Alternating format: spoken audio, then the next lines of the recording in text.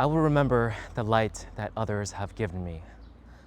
That is a bit more recent of a value, a promise in my creed that I created.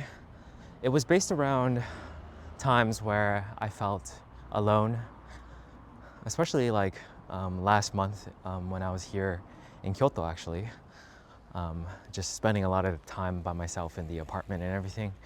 And I sometimes get like that where I feel alone, but it helps to remember that there were people in my life and I consider them like lights in my life. They were very, very, very like kind and generous and just thoughtful in checking in on me and just being there for me when I really needed someone to talk to or just like someone to lean on, you know? And as well as like giving advice. They were really great at giving me advice.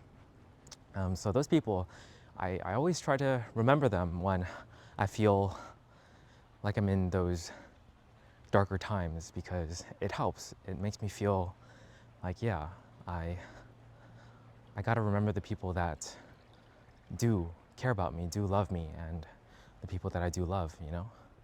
Because it's easy to forget when you are physically alone sometimes. So that's a very, very easy, simple creed that I like to tell myself on those moments. And it also goes with another one that I created with that promise as well, which is I will be a light in the life of, I will be a light in the lives of others.